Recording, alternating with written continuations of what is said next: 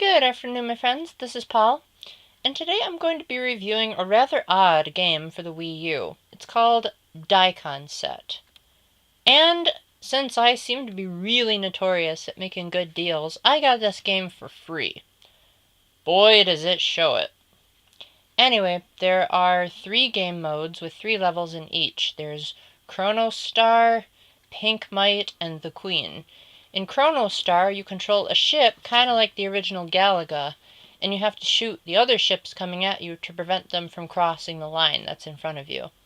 What's odd is that the game stupidly refuses to let you use the Wii U's control sticks. You have to use the control pad instead, which almost made it feel like my reaction simply couldn't be as fast as the game demanded.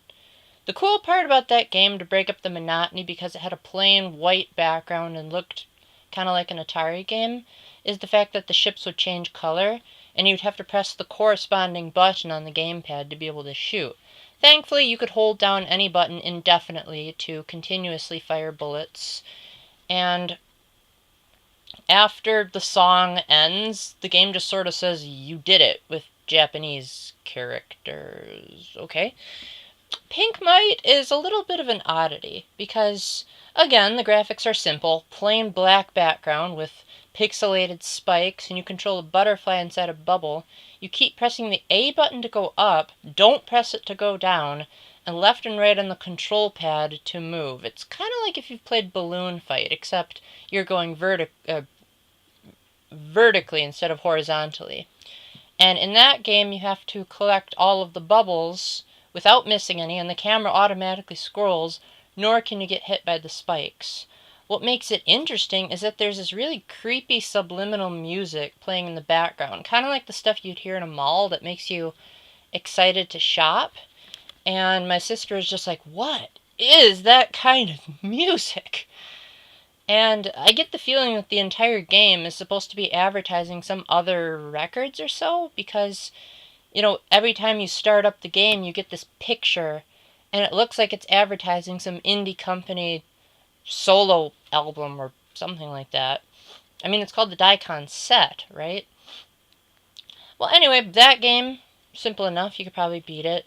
But it's when you get to the third game that I feel like the game just basically hands you a victory. You control this block that has 2 colors. One side is pink and the other side is blue. And you got these black dots bouncing all over the place on a plain yellow background. And every time you move sideways, the block is turned horizontally, and every time you move vertically, the block does the same. Now, if the black dots bounce off the blue part of the block, then they'll just bounce right off. But if they hit the pink part, then you have to start the level all over again, which is a prominent theme throughout the entire game. I'll get to that in a minute. But you can hold down the A button to put up a shield and make the Queen, as they call your piece, totally blue so that the pieces bounce off. However, there's a blue bar in the upper right corner of the screen that tells you how much you can use your shield, while soft piano music plays in the background, and once that is finished, then you're done. And that's basically it. The credits only take like 30 seconds to get by, so obviously there weren't that many people that worked on this game. And like I said, it shows. This definitely doesn't push the Wii U's horsepower in the slightest. I wouldn't be surprised if this were on the Atari, had it not been for the extremely vivid and sometimes somewhat suggestive covers that they use for the games, and the kind of creepy vocal music that plays during Pink Mite.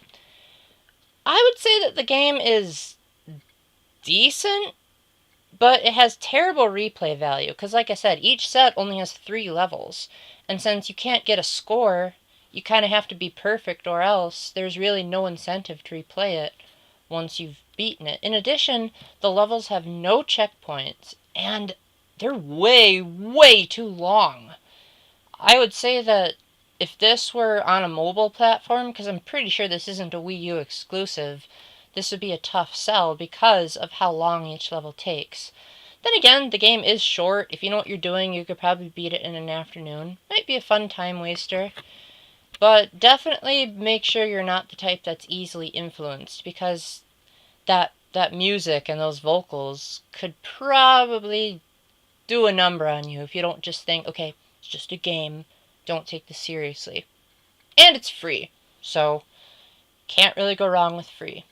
But again, it's only an okay game, so if you're the type that only strives for top-tier first-party Wii U games, then yeah, you have the right to stick to it. But then again, Little Inferno for the Wii U is an indie title, and that was phenomenal, so if you have to pay for something, at least get that one. Anyway, hope I haven't rambled on too much about a really simple game. Until the next time, keep the faith, stay epic, and God bless. Bye.